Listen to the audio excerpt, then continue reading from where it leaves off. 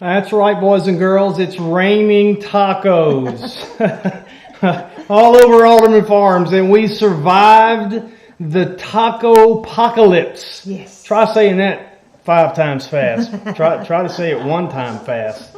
All right, so we kind of became part of this homestead network, I think, after the origination of the inside joke about tacos. And we didn't know anything about tacos. Yeah, I like tacos. We didn't know anything about tacos other than we like tacos.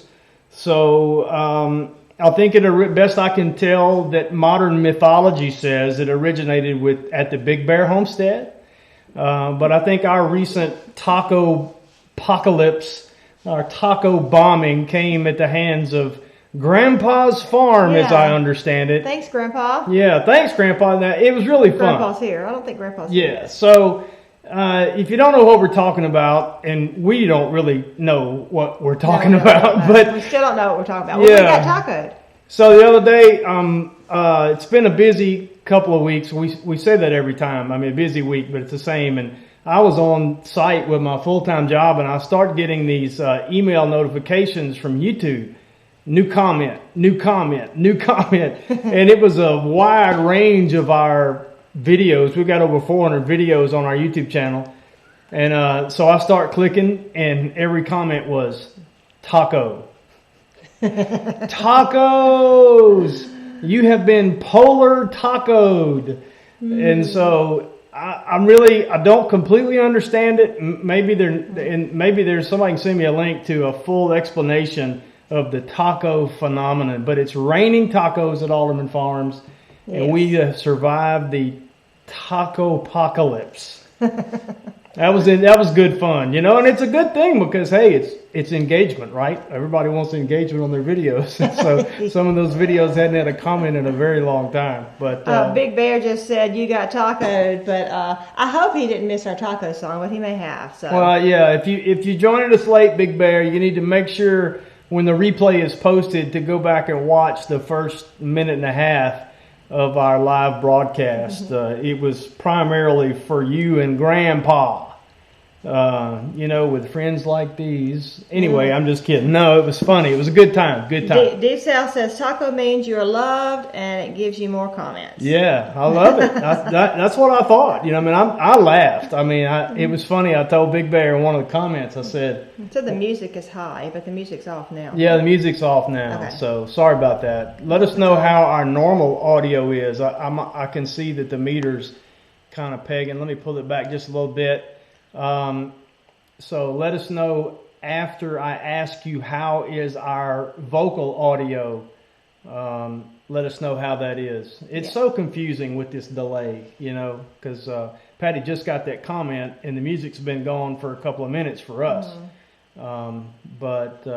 Anyway, so yeah, when I first got the emails, I said, oh, this must be spam. Well, it wasn't spam. It was tacos.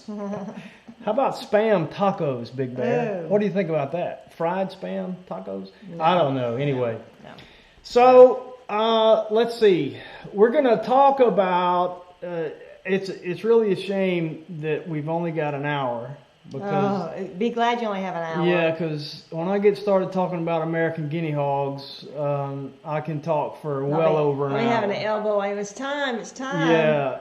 But we don't want to go past our hour. Why is that? Because there are shows coming on after us. That's right. How do we know? Because we're part of the Homestead Network. And if you want to know more about this loose band of somewhat like-minded folks, very much like-minded in many cases, you can go to thehomesteadnetwork.com. There's a link in the description under other ways to contact us.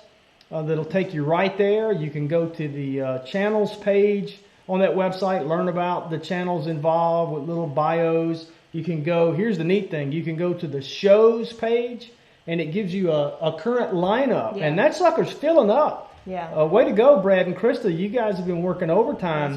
That's right. It won't be long, I foresee, that every night of the week, every evening of the week, and even in the middle of the day. Some of the new shows are in the middle of the day. But you can see which channels are on and which time slot. It's all times are listed as Eastern time, and get this, their names are hyperlinked, so it'll take you right to their channel from there. Easy, yeah. So I keep that tab open. Although this last week we haven't really got to watch many other shows. Somebody said the volume was fine until you turned it down. All right. And everybody was saying it was good. All right. Well, let me come back up then. So, all right. I'm turning the volume back up. Mark. So after the mark, let me know if it's just right, too loud, or what. And I'm making a note of where the meter is now. That's right. So I do want to mention that Bonnie Dixon has asked for everybody to be saying a prayer for her husband. If you haven't seen it, the comments that he wasn't able to preach today because he's had 2 seizures this weekend. So let's everybody remember. How about let's do that right now? Yeah. Father, we just lift up Brother Dixon to you right now. What a great comfort it is to know that things that are beyond our understanding are never beyond your understanding. Yes. Things that catch us totally by surprise never catch you by surprise. We are so thankful that we serve a sovereign God who knows the end from the beginning and knows the middle and is never caught off guard. Lord, we also are thankful that we serve a God of all comfort. And so right now, I pray that you comfort Miss Bonnie and Brother Dixon. And not only that, but you would still whatever it is that's going on in his body to cause these seizures. Lord, you are a God who heals. You are a God who has healed from the beginning. And I believe, Lord, you haven't lost any of your power. And so, Lord, we just appeal to you now that you would touch your servant, that he may... that you would touch his body to stop the seizures and touch his mouth that he may go forth speaking your word with boldness.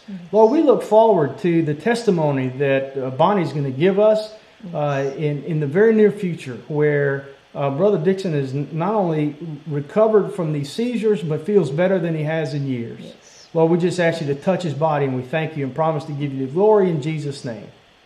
So, good deal. By the way, we asked, I know you folks need praying for, but nobody has sent us an email at pray@aldermanfarms.net. So we're sitting here watching our inbox, looking forward for the opportunity to pray for you folks. So take advantage of that. Send us an email. If there's some way we can pray for you, send it to pray@aldermanfarms.net. Now then, our week, before we get to American Guinea Hogs, and we'll get there, I promise you. But we had such a busy week.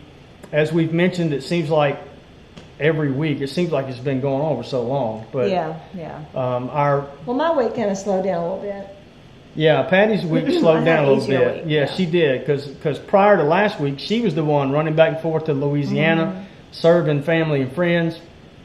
And so this past Tuesday, our little church, Church of the Way in Brookhaven, had an opportunity to go to Baker, Louisiana, and do some work on one of our family members' residences. Now, folks, this house had 4.5, 5, 6 feet of water in it. And when we got there, the only thing that had been done was all the furniture and all the contents had been moved out. I think there were 14 of us. We were expecting 12. Ended up being 14 because of 2 grown children and Miss Rayleigh there, the little girl, who really did a good job. And in about 6.5 hours, we completely gutted that house. Carpet, tile off the floor, sheetrock off, insulation out. And we walked away from there. I'm talking about cabinets out, oven. It had one of them elevated ovens that's like 4 feet off the floor. When we opened it, water poured out. Just look at all that stuff on the road where that like my youngest daughter said, you ride down the road and see those. That's people's lives. Years of accumulation, just devastated in minutes. But it was a great opportunity, great ministry opportunity. The lady right there in the middle with the LSU shirt on, Go Tigers. She turned 85 the day after that we did this. What I forgot to do? I forgot to put our little lower third up there. There it is. Yay! That's who we are, in case you didn't know. Now I got to raise up so you can see LSU over my lower third thing because they can see the purple and gold, baby. Yeah, 6 days, boys and girls. Yeah, 6 days. If y'all haven't realized it now, he's a huge Tigers fan. Yeah, go Tigers. Well, you And know, they got my money too. Can you see my? It's kind of glaring a little bit. I got to do it backwards. Oh well, that's Mike the Tiger with LSU ring. But anyway, it was a great ministry opportunity. I actually had some guys who were walking down the street who just didn't have anything, and some family. They were helping their family. They were up from New Orleans, and they remember Katrina, and they came by looking for some cold water, and we had an opportunity to give them some cold water. Actually gave them some sandwiches and some snacks, and you know what else we gave them? We gave them the gospel. So pray for Richard. I remember one of his name was Richard, and I'm sorry to say my memory is horrible. I can't remember the other guy's name at all. But they heard the gospel start and finish. When they walked away from there, they knew their need for a Savior. So just a great day. Came home, fell into bed about 8:30 at night. Patty woke me up at 8:30 the next morning, and had she not awakened me, I'd probably still be sleeping. I was wore slap out, but it was a good kind of tired. You know, what a mess. Pray for the people of Louisiana. They got a long way to go. Yeah, and y'all, I'm doing the comments tonight, so I'm not telling Tommy all the stuff y'all are saying. Oh yeah, there's probably some roll tides in there. Get mine. Listen, when my grandson was about 2, I think, I told him roll tide, and he remembered it, and Tommy got so mad. And No, I did not. No, I didn't. And he's like, I can't believe you taught him to say that. Anyway, so he knew it got to Tommy, so he kept saying it, but it only was for a day. So we don't ever say stuff like that around him anymore. It was funny. She's blowing that out of proportion. And, you know, I know we need to talk about Guinea Hogs, but I'm going to share this with you. I used to be a smack talker.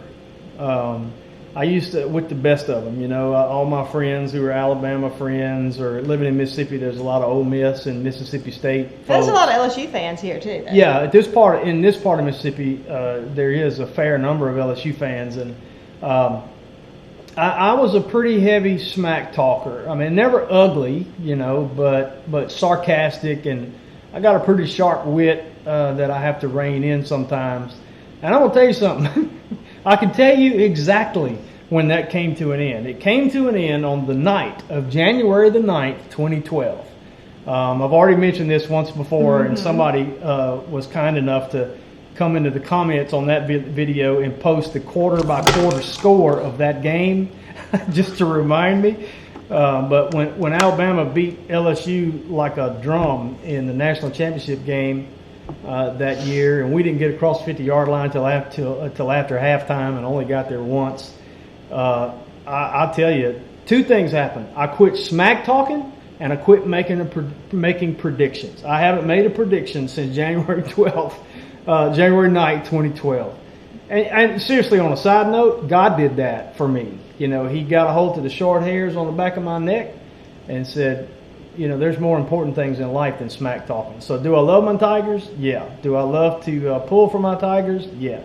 But other than a little friendly back and forth occasionally, you know, I don't smack talk anymore. God broke me of that. So. And do I care? No. No, not a whit. She does not care one whit about it. Now, she will watch the Saints. Yeah. I wouldn't really call her a hoodat, but she will watch the Saints a little while. So, yeah. All right. So, pigs. We're going to talk about pigs. So, yeah, that's something he likes talking about more than LSU is pigs. Well, close. All right. So, do you remember, Patty, what year it was when we first decided to experiment with pigs? Well, I know. Years ago, I wanted pigs. I thought, we need to get some pigs. We need to raise pigs. And Tom was like, no, we are not raising pigs, because we bought some Muscovy ducks from this place in Louisiana when we first was getting into farming. We already had chickens and goats, but I wanted to have I wanted to have pork and everything. I mean, I wanted to have the Muscovy ducks to raise for meat. And well, we bought them. What kind of movie did you say that was, like a Steven Spielberg movie? No, Stephen King. Yeah. I don't know. I don't pay attention to people's names. Oh, my word, y'all. It was very creepy and scary. And Tom was a police officer at the time. We had two little kids with our two little kids with us, and we were scared to death. It was weird. Well, and it was I was very glad that I was packing heat that day. And it was a pig farm where we're going to get that Muscovy duck. And that's another story, the Muscovy duck story. We won't go into that now. But anyway, we did come home with ducks, but it was a pig farm, and oh my gosh, it was awful. You know, not a stitch of grass, mud, stink. I mean, as far as the eye could see, y'all, acres and acres and acres of mud. And I didn't realize pigs could be, you know, so big, but they were huge. But anyway, that was the first time I'd ever been to a pig farm. But you know, I thought, you know, we could. Then years later, after we moved here to Mississippi, I wanted pigs, and Tom's like, no, we will not have any pigs. And then he comes home one day and says, I want to get some pigs. And I was like, well, I've been telling you I wanted pigs, but that's our first time we got pigs. Yeah, and that's when we got... that's when we had Oreo. Yeah, I didn't know where to start. And I tried to find clips of them. I've got them. I should have just pulled them off of YouTube.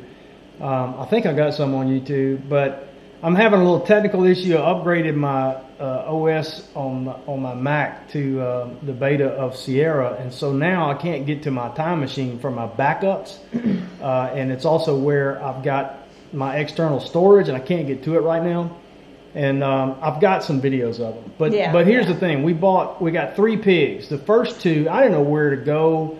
What we wanted to do was, here's our thinking: can we take pigs that are accustomed to living on concrete and in bad environments like the Stephen King novel plays, and raise them on pasture? We had begun to learn about raising pigs on pasture, and so I don't remember if I found a guy on Craigslist or maybe I called the meat market in Crystal Springs. For the red one? Yeah, the 2 red ones.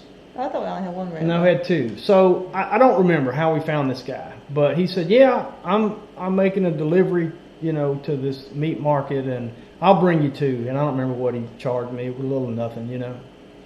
And so we get there, and they were 2 little red pigs, and I don't know what breed they were. Terrified. They were the Duroc? Yeah. Maybe they were Duroc. Yeah. I think maybe they were Duroc cross, but they were absolutely terrified.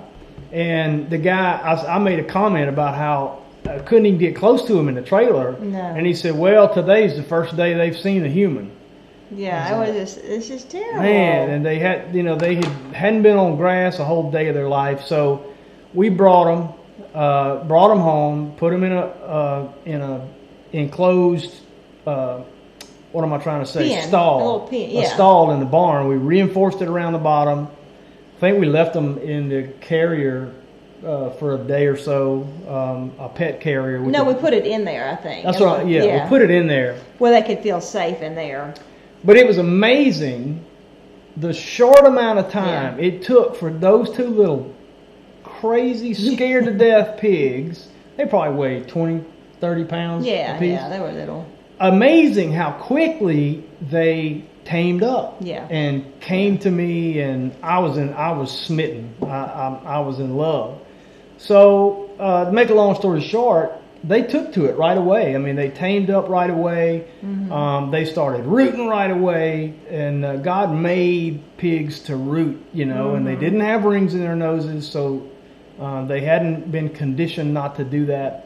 And so I don't remember all the details, but at some point in the not too distant future from that time, we decided to find another one, or maybe but we got a male and a female of those, and the male was castrated, and we ended up with another female, and we were going to buy a boar later to breed, and not realizing, you know, how big they got, and you know how hard it would be to get a big boar to bring home that could breed the females, and we didn't know. It was our first time. We the male that was, what do you call the castrated ones? Well, now, boy, what a pig guy I am, and I can't even think of what you call. I started to say weather, but they'll tell us. Yeah, they'll tell us. But anyway, So, yeah, we would plan to eat him, and we were going to raise babies off of the females once we bought a boar and everything. But let's go ahead and end this story. I'll tell them that Tommy was out of town, had a rainstorm come through, and lots of wind and everything. And our hot wire, the pigs knew. They knew if something was going on with the hot wire, they'd go out. And the basketball goal blew over on the hot wire. My youngest son was here, and which he's much bigger than me now, but at that time he was smaller than me. And so I went over there with bread, and these hogs had gotten up to about 200 pounds each. And I just realized that if I were to slip in this mud, those pigs would be all over me, not trying to hurt me, but they would hurt me trying to get to the bread. And I thought, we need to get rid of these. And that's when that pig story ended, because I said, well, with me having to tend to them, they were just too big and, crazy. And plus, they would go, every time they'd get out, they would go to my neighbor's house across the street, which they had to walk through a pasture to get there. Lots of rooting area. But then, no, they went to her backyard, up under her swing set, and rooted up their yard. Yeah. Every single time they got out. Y'all, we live on 116 acres and of family property. And it's connected to another 280 or something, or 300. I mean, it's like 400 acres that these pigs could have just had the best time of their life. But no, they crossed the road, That's right. crossed the pasture, and went behind Tommy and Marilyn's house. Yeah, every time. Every time. It blew my mind. The only thing we could even possibly guess was that years ago, our neighbor Tommy had a pig pen semi-close to the area where these pigs were going, and we're just guessing, I don't know, did pheromones hang around all these years later? But I mean, they didn't have their pigs right there, though. So no, but it was close. But anyway, it's crazy. So, it depends on how you look at it, whether you would call our initial pig experiment successful. We got a lot of meat. Yeah, and it was successful in the sense that we were able to take pigs who had been raised generationally on concrete and put them on the ground, and they took to it immediately. Yeah, they were allowed to be pigs. They were allowed to be pigs, and they were allowed to express the marvelous pigness of pigs, as Joel Salatin says. So that told us, and again, I don't remember if we immediately decided let's do this again, or if it was some time later we decided, hey, if we could take commodity hogs that have been grown on concrete and do that successfully, surely we can find a heritage breed that's been generationally on grass, and they would thrive. Right, and plus we were looking for a smaller breed because of my experience with the pigs and having to help tend to them. We wanted to go to a smaller breed of pig. Yeah, yeah. Hey, I'm just going to make a quick note about some things I'm seeing in the comment right now. I'm seeing some Old Testament references to the uncleanness of pigs and whatnot. Yeah. And I'm not going to get into a big, long discussion about civil law versus moral law. I'll just point people to Acts chapter 10, where God told Peter, rise, kill, and eat, and don't call anything unclean that I've made clean, and we're going to leave it at that. So we can all have our respectful opinions about various interpretations of that. And so I'll just ask the moderators to keep an eye on it, and respectful discussion is always encouraged. That's right. But if tempers start flaring, drop the band hammer, because we're not here to create strife among each other. And it's certainly not something to call separation of fellowship over. Doesn't have anything to do with the gospel of Jesus Christ. Okay, That's right. So anyway, so having said that, we started looking for smaller heritage pigs, and I found out about a little critter called the American Guinea Hog. Guinea hogs have become, in recent years, well, actually in very recent years, their numbers are returning. But back in the early 1800s, they were all over the southeastern United States. Thomas Jefferson even wrote about them. They were the homestead hog of choice in the 1800s. Sometimes referred to as piney woods rooters, sometimes referred to as acorn eaters. And some people actually argue about whether or not the American guinea hogs are the same thing as a guinea hog that also appeared in the literature from about that time. But they are a lard hog. For those of you who don't know, there's basically two major classifications of hogs. There's a lard hog, which makes lard, as you might imagine. So they're shorter. You can tell by the looks of these. They're shorter, they're squattier, a little bit more rotund, not obese, but they have a thicker layer of back fat that used to be used for prized lard.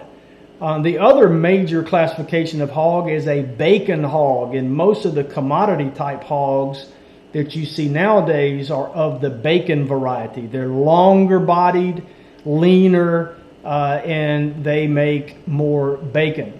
And so some of the other outstanding characteristics that we discovered or read about of the American guinea hogs is that they are slow growing. Mm-hmm. They do grow, but real slow. But real slowly. And they're known. I don't think you said this. They were originally a homestead hog because of their size. You know? They were the most popular homestead hog of choice in the 1800s. Whereas a commodity hog, you can get that sucker from birth to 250 pounds in 6 months. Oh no, sometimes 4. Really? Yeah. Well, fast. Yeah. They've just been genetically bred to grow like Franken pigs. Yeah. But the American guinea hogs are genetically pure, so to speak, and it takes a year to get an American guinea hog to anywhere from 100 to 125, 100, maybe 150. And the breed we have now, we're hoping that's going to be 150. The strain. Yeah. The strain of the breed that we have now. Yeah. We're hoping we're going to see 150 pounds at a year old. And that will help us tremendously. One question, somebody asked, Doc had asked if they're all pure black. And yes, most of them are. There'll be some, we do have one that's got a pink nose and she has a few little white splotches on her, but for the most part black. Yeah, not to get too far off in the weeds on the breed specifics, Doc. In the earlier days, in the early writings, there was discussion or descriptions of a blue, descriptions of a red and black, and with some white markings. But oftentimes what happens is, with lots of animals, breeders just kind of decide what they like best. And so since the resurgence of the American guinea hog, or at the early stages of the resurgence of the American guinea hog, there was a concerted effort to breed out the blues, the reds, and anything other than just solid black. Mm-hmm. And some of the recessives, you still find them. Mm-hmm. In fact, and this is way off in the weeds, but there was recently a herd discovered in Mississippi, several herds. Patty mentioned one of the new strains we have came from one of those herds, and they're bigger, faster growing. Yeah. Not fast, but faster. Yeah. And there was also, I believe in Mississippi, an entire herd of blue. So, I mean, it's not like blue like a crayon, but you know how that works, a dog that's called blue. I mean, it's not really blue, but it is kind of bluish, black, It's blue-black color. Yeah, blue-black. So where was I before I got off on the colors? Just that. So they're slow growing. That's what it was. Growing, whereas a commodity hog in 4 to 6 months is 250 pounds. It's well over 2 years to get an American guinea hog that big. And if you're using them for meat production, they probably won't get to 2 years old. Yeah. You just won't do that. Some of the other traits that really attracted us. I read stories after story after story on the internet. People describing these pigs, and they were universally discussed as being very docile, and that is absolutely true. It really is. In fact, last weekend we had Mama's birthday party, and we had the family up and everything. And I wish we had a picture of Matt trying to chase those little piglets. My nephew, which he's a grown man now, but his wife wanted to hold a little piglet or see a little piglet. So I said, Matt, go catch her one. And they're not tame, so he was just running around. I was really waiting for him to fall.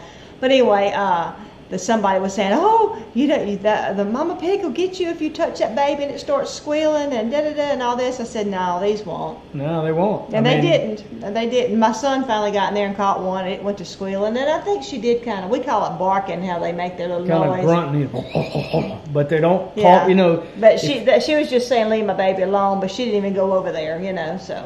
Anybody who's familiar with hogs, by the way, Doc asked, where did they originate from? That's unclear, Doc. The writings don't start appearing until the 1800s, and certainly they were brought here from somewhere.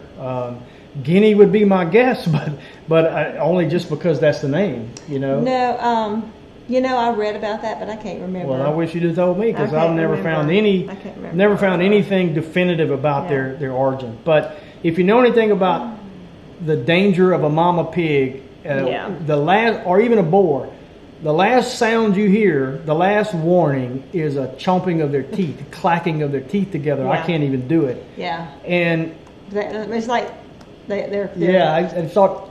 But you don't see their mouth open and close, and you can just hear that. And yeah, and we've had them do the, that before. I've heard them. Lucy. Lucy, yeah. Yeah, Lucy is a potbelly. Potbelly pig. That was her that did that, and I did not even go in. It was when she had babies, and I did, because we always go in the pen with the mama and pick up babies, see what sex they are and everything else. Well, not with the potbelly pig. Not with the potbelly. I wouldn't even go inside. I would sneak in and look in from the side because I was scared she'd try and bite me. Yeah, but we've never had a guinea hog sow get to. I've never had a guinea hog sow show me the least amount of aggression. And when we had a small number of pigs, let's think back wistfully. When we had a small number of pigs, we're going to get to that in a minute too. We got way too many pigs. When we had a small number of pigs, they were my babies, and we would be out there for every farrowing, and they were so gentle, and you could walk up and make them fall over and have belly rubs, and and just to give you an idea about how close you can get. That's how close you can get. I mean, I was sitting down in that hut where she was having those babies. So, Patty, you want to say something? Well, Donna was just asking, are they intelligent? Some breeds seem more than others. I mean, nothing that just jumps out at me like, wow, that's smart pigs. But yeah, they know where the food comes from. If they get out, they can remember how to get out. They can find. They go. I don't know. I would say they're average smartness. Well, yeah, and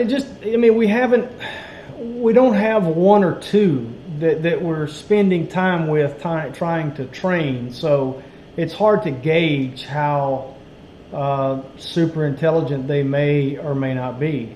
By the way, it's thundering here again, so I just don't know, if something happens and we disappear, that's probably what it is. Patty noticed before we got started a pretty heavy cell. But it didn't seem like it was close, but I was hearing thunder and I just heard it again too, so I don't know. Yeah, so and baby pigs, we always used to say, that's what Tams said that, no, I'm sorry, the addicted prepper said that baby pigs are so cute. They are so precious, and we always thought that baby goats was the cutest, but I still think baby goats are the cutest, but Tommy thinks pigs are. Yeah, that's what I tell people was I always said baby goats were the cutest thing ever, but that was before I got my hands on some baby pigs. So as you're watching this, watch the third one from the left. Here's an answer about whether or not they're intelligent, because obviously the third one from the left knows about twerking, so it must have a social media account. Watch now, not the one that's moving right now. There it goes. There's the first move. So I don't remember playing any music, but it's fitting to get busy here in just a second. And when we had a little small herd, I would spend so much time out there with them, and they would just crawl all over me. Patty was stunned about how within seconds of them being born, they are on their feet looking for Ninny. And just almost immediately their eyes are open and they are just running all over the place. It's amazing how quickly that happens. There it goes. I don't know if it's dreaming about something chasing it. I mean, how can it? I mean, I don't know. And that one over there on the right, just what a good stretch. Oh, what a good stretch. See, y'all, he is addicted to baby pigs. Yeah, he loves his baby pigs. Yeah, I love my baby pigs. I'm totally addicted to my baby pigs. And the baby pigs, most of the time they cooperate. There have been occasions such as this one when they didn't quite cooperate. And I had no idea Patty was filming. I don't remember the exact circumstance, but we needed to catch these two little baby pigs. I think we're trying to get them in the pig house with their mama. I think so. And there's Toby out there helping. And it actually did help a little bit. Watch this move over here. I'm not quite as nimble as I used to be. You're going to see some pretty nifty footwork here or not. Just a minute. Whoa! Hey. I was so frustrated, and Patty was. I cut the audio off of this because she was cracking up laughing. I'm amazed she was able to hold the camera that still. I'm not a great film person. Oh, got it. There we go. So I was huffing and puffing too because you got to understand. Because look at the way you're dressed too. It was cold, Yeah. So that's what we're doing. We're trying to get them in the pig house. I had already been doing that a good few minutes before she thought. I forgot about our lower third again. Hey, there we are, Tommy and Patty. I had been doing that a good few minutes before she thought about filming, and I was tuckered out. Big Bear says that they use pallet fencing and it works good for their pigs. Cool. Well, you know what? When we first got started with pigs a long time ago, I had heard about electric fence. My daddy couldn't tell me anything about how to fence them because they didn't fence them back in pre-World War II days. They just they just ran these woods that we live in here. Didn't have anybody living around here, So Tommy and Marilyn wasn't living there yet. That's right. or their family. Yeah, or their family. So, but I started investigating hot wire, and there's an old African American gentleman that lives 2 or 3 miles from here. That he'd been raising pigs for a long time, and not really on grass like we intended. But I asked him one day about if it was true that pigs could be trained to hot wire. And he looked at me, cocked his old hat sideways, and he said, "Boy, you let them pigs get hit one good time, you can turn it off." Well, I need to go back and tell him he wasn't quite right about that. Yeah. Here's the key to pigs. I hope Jared's not listening because... He is, and he said that they get out. Yeah, well, sorry. All right, so let me just say this. Generally speaking, what you do is when you've got young pigs, you keep them confined to a smaller area. And by smaller, our initial training pen was no more than maybe 25 feet by 25 by 25.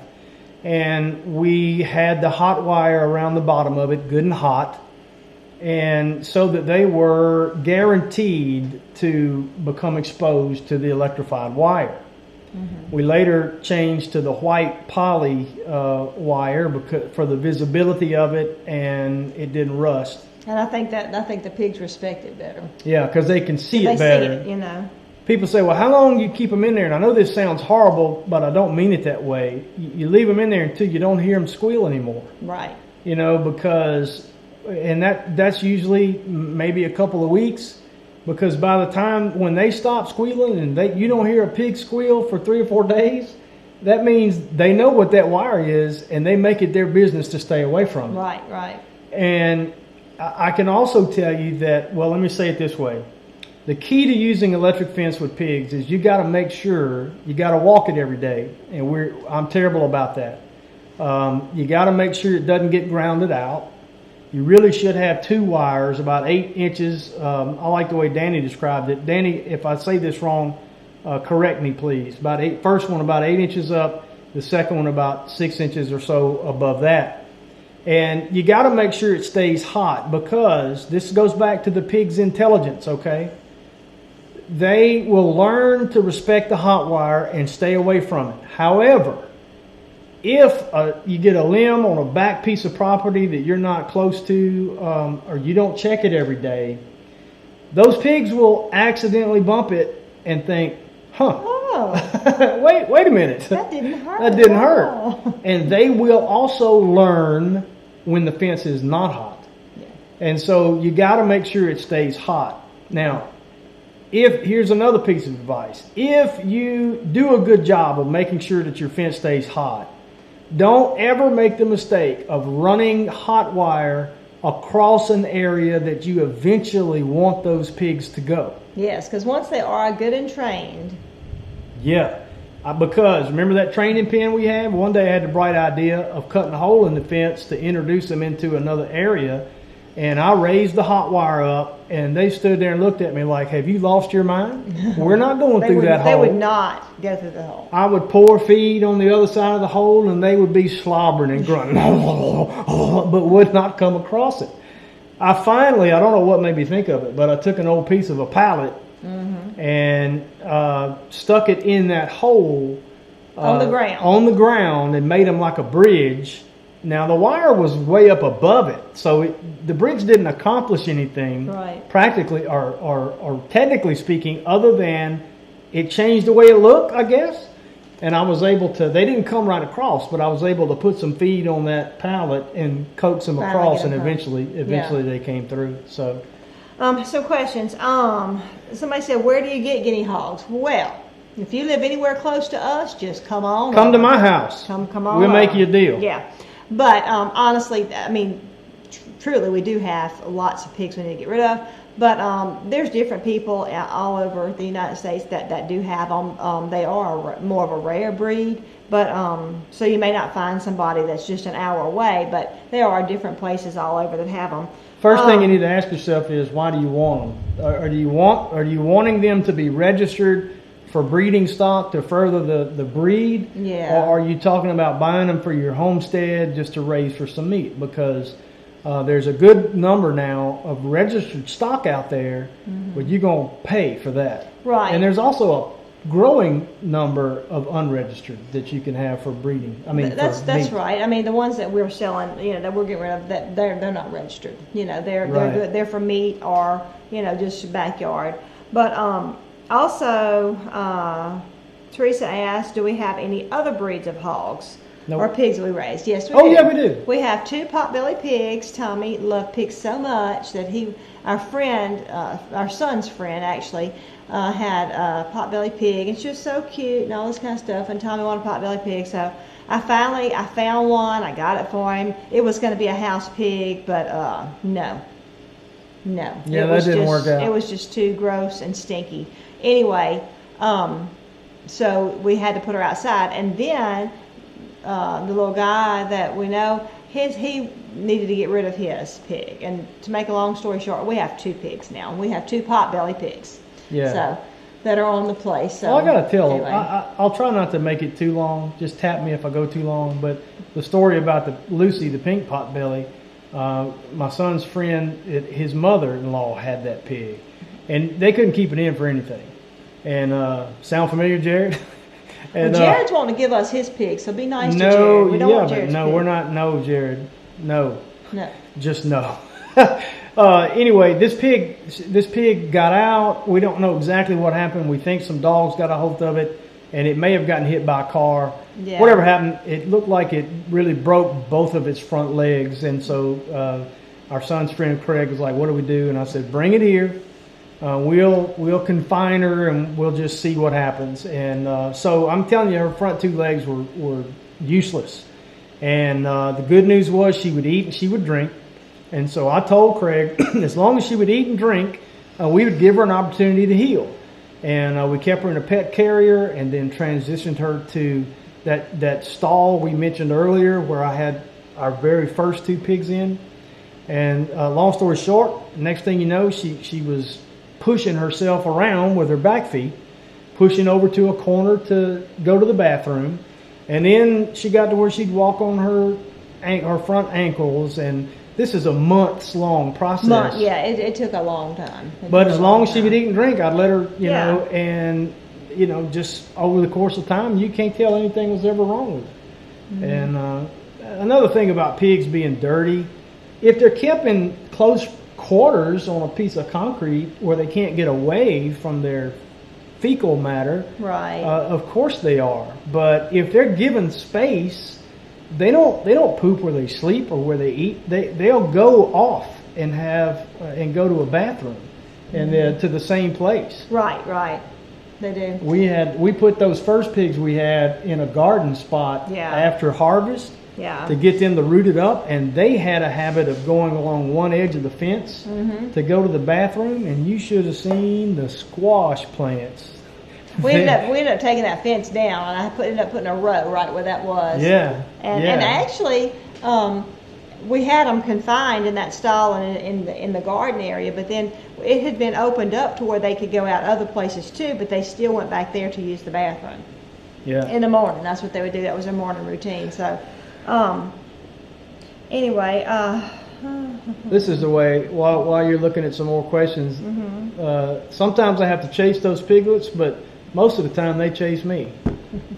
I put this little video up on YouTube. I don't remember when I did, and I said I'm the Pied Piper of pigs because I can go out there and holler, and here they come. Let me see if I can get that out of the way. Oh, I can't. What?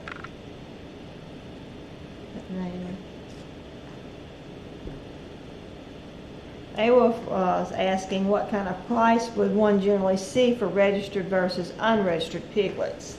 And I think the person that was asking about where to get them, they want them for homestead meat. That's what we have right now is for homestead meat. And actually, we just slaughtered. Was it almost 2 weeks ago? We slaughtered 6. A friend of ours came over and we got out there. He brought his 2 sons. It was me and Tommy and our son, our youngest son, and we slaughtered 6. Did it take us an hour or 2 hours? Because it's really not the time of year you want to be slaughtering hogs down here in the south. It's so hot. But we just needed to start reducing our numbers down. Jared, that's what you need to do. I've already told him that. Yeah, okay. And we weren't doing it with traditional hog cuts. We were actually doing it more like a deer. Yeah, like a deer. Right. We skinned them, quartered them. Excuse me. I got a frog in my throat, or a pig in my throat. Yeah, give me some water, please. And let's see here. I think I've showed all my little clips where our time is slipping away from us. It's amazing. Same thing happens every week. The first 15 minutes, we feel like we've talked about everything we want to talk about, and now what are we going to do for the next 45 minutes? And then at some point in time, though, we realize the hour is almost gone. Oh, my goodness. Yeah. It has flown by today. But, talk about our pigs. Let me start sharing this part. We originally started raising them for ourselves. And then I guess we met a chef that was very understood about our pigs, the pigs that we're raising. They're actually on the Ark of Taste? Ark of Taste. Registry or whatever. And I mean, their meat is very good. It's red meat. Well, I've got a friend of mine that got one from us a year or so ago, or maybe a year and a half ago, but they also raised some regular pigs, like some commercial pigs or whatever. And she had them all slaughtered, and she told me she wants 2 more guinea hogs, that she doesn't want to ever have the other pork again. She said that meat was red. She said the commercial pigs, their meat was white. She said it was so good and so much more flavorful. So, the meat is different than what you'll buy at the grocery store and everything. It is very, very good. Very succulent. That pork, the other white meat, it ain't supposed to be white. Our pork's not white. No. It's red, and it's marbled. It's the little balls of fat distributed throughout the meat, and they just these young ones that we killed really didn't have that much fat on them, No, that's right. They were smaller. I guess they were about 6 months old, maybe something like that. But anyway, we quartered 25, them up. 30 pounds. I'd say 35. Yeah. A couple of them. Well, some were smaller than others. But anyway, very easy to, I could get the hindquarters and the shoulders, the front shoulders, in freezer bags and get them in the freezer and everything. And so, it was really good meat. But anyway, we decided we kept this. Actually, Jarrett got 2 sows. Gilts. Young girls. I don't know all the technical names for them all. But anyway, he got 2 from us, and out of that litter, we kept 4. And so we already had 2. So that gave us 6 sows eventually. And we now don't know how many pigs we have. We have at least 50, I would imagine, running around this place. And now some of the ones we don't really want to be having babies is having babies because, it's just crazy. But anyway, so we've got a pig problem. Because we let it get away from us, and honestly, I mean, it was just bad management on my part. We just didn't manage like we should have, and it was unexpected. When you think, and this is another distinctive of American Guinea Hogs, they don't have huge litters. No, right? They don't. It's like 6 to 8 is the average, and it just before we knew it, kaboom! Well, I mean, we thought we were going to be able to get into the restaurant market, but then we realized these pigs take a year to get to 100 pounds. And even the chefs want them like at about 35 pounds. Well, I mean, to make any decent money off of them, you have to charge a fortune. Well, they can't pay a fortune. Yeah. So it's a guinea hog to me is a great backyard pig. Yep. We will keep our guinea hogs. We do want to reduce our herd to where we just we may stay doing a little bit of pastured pork, packaged pork. We had our labels printed and everything, so we may still do that a few times a year. We do have some customers that are really enjoying our meat and everything. But as far as really doing it really big like we're doing it, we want to keep maybe 2 sows and a boar, and we really want to sell out of the rest. Now, if we decide that when Tommy retires maybe and is home more, if we want to go back to selling pork commercially. Yeah, commercially, and if they would change the rules for the farmers markets too, where I can bring it without having to spend $15,000 on a refrigerated truck too, we would consider going back in, and maybe we would look at maybe the large black or a bigger hog. Yeah. That would grow a little faster. Also a heritage. Yeah, we wanted, definitely start with the heritage because we're just so pleased with the meat. And I don't know, we haven't had the large black meat. We would have to try it, to see. Yeah. But so our mistake was not choosing the American Guinea Hog. Our mistake was thinking that the American Guinea Hog could be commercially viable because in order to have pigs at the right stage constantly where you could really market it heavily, that's the problem. We couldn't really market it because we would be 6 months away from having anything to sell. Mm-hmm. And to have the number of pigs would be astronomical that you would need, and we already have somewhere between 70 and 100 probably, counting little bitty ones. Mm-hmm. But I noticed Danny was telling somebody about no smell. Right. With that many pigs on my place, there's no smell. No. They don't. And honestly, we have the bigger area, the 25 acres fenced in, but they still we've got them locked back there now because they think they're supposed to be in the barn too. And all of them. All of them, yeah. So anyway, and I think the reason we have a mud hole right there is because of the pigs. Yeah. But it still don't smell that bad. No, it don't smell because they don't poop right there. No, they don't go to the They go out in the bathroom woods and go to the bathroom. They, that's the hole they lay in to cool off. If you don't know that, pigs can't sweat, pigs can't pant like a dog, so they cool off using conduction. They have to lay down on a cool surface. All right, we've only got 5 minutes left, so let me say this, and then we're going to try to answer as many questions we haven't got to. If we don't cover something and you have a question, send us an email. Oh, here's something we started to answer and didn't.